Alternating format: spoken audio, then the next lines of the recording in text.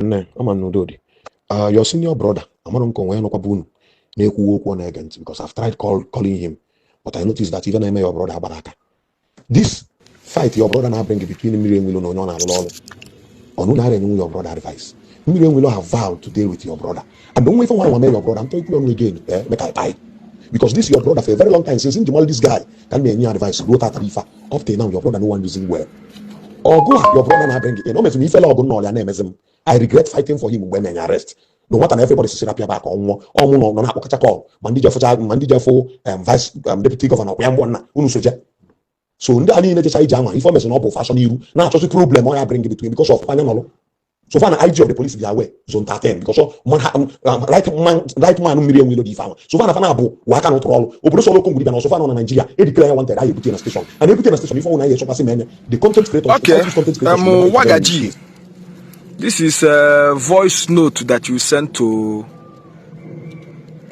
one of somebody that I know, which is I will not mention his name. You send this voice note to her. You send this voice note to somebody. And somebody send it to me. I would have replied you on WhatsApp, but due to the voice and the number, no need a reply by na WhatsApp. But there is something I want to tell you, Wagaji. I appreciate so much. Are you getting me? I appreciate. Are you getting me? And which is that time at the Roma is not good. In the eyes of God, in the eyes of law, I fail it. Gini me ezi kukubu a false information about Emeka Offor and the deputy governor of Anambra State. Me, as a fool that I am, I did not verify. I went ahead and reposted the video. And which is not good. That the deputy governor of Anambra State na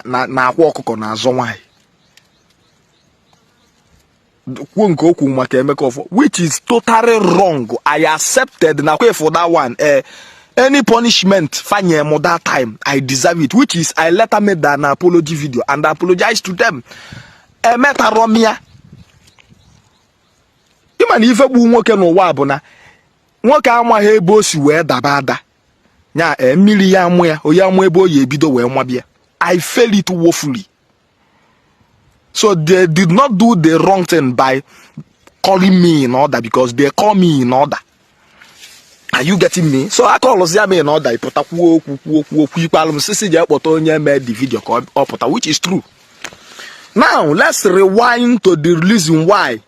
You about this voice note. You about this voice note because of Nmir Eweilo about this video that he made. Your wife went outside and they sleep with another man is not something regarded as abomination in the culture. It's something that the spirit dislike and you dislike it. You know, yeah.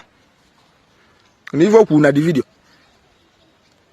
Gene kone kuna the video say that na obuna your wife for one ilo that na ani Igbo na obulalo, like if you marry tomorrow and your wife cheat outside, that in Igbo tradition and culture that is not an abomination. That the woman did what her spirit led her to do, and the man don't want her spirit.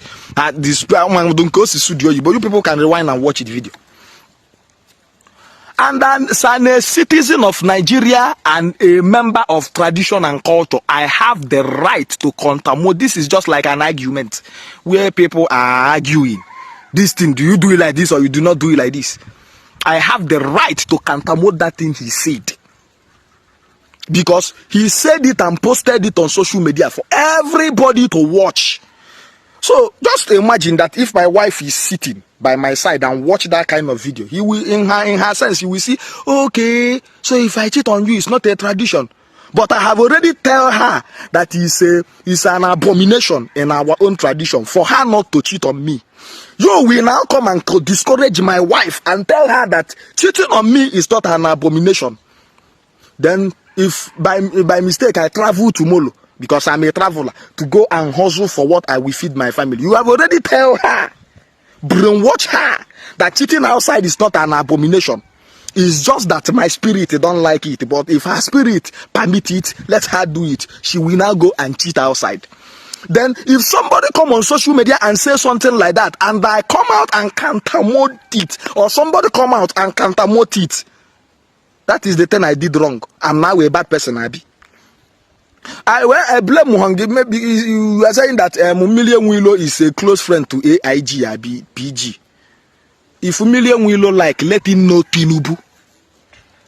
Abomination is an abomination, whether you like it or not. And when you speak it and post it on social media to deceive my wife to be cheating on me outside, she will now believe you that if she cheat on me outside and cook for me, that I will die. You will now come and deceive her to go outside and cheat on me. She will watch it. Lie. I will not allow that to happen. You cannot deceive her. I don't know for others. So yes, see, for some of you that is supporting him, if what he said is good by you, take it, but it's not good by me. You are deceiving my wife. Before you talk on social media and post, to know that people's wife are watching, including my own. So I cannot stand and watch you tell my wife that cheating on me outside is not an abomination. Meanwhile, I have already told her that if she do so, it's an abomination in our own land. Who does that? I'm a nigga now support here. I'm an every end of the year. I'm a one. For show, so I go GMA festival. Agbalo no ego Nigeria so ọ na-agba unu ego ọfụma ife ọbụla okwu ị ga-asọpọtụ ya ọ ga-ebọtụ okwu nke dị njọ gwa ya n'okwu nke dị njọ ọkwa ese na afọ anyị bụ wagaji ezigbote nwa agba aba ga nakala aja ahụ ịkala aja ahụ orukwazi ya na nke ịkakwazi ahụ ịtụbu ya egwu zebi ya nke gịnị ọ pụta online on public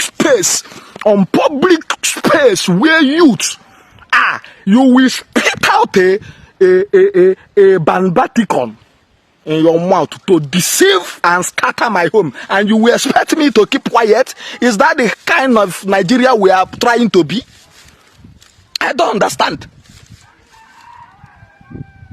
If he like not only AI, if you want to know the whole PG where they are Anambra, those even the AIG knows the truth. AIG can never stand and watch his own wife cheat on him.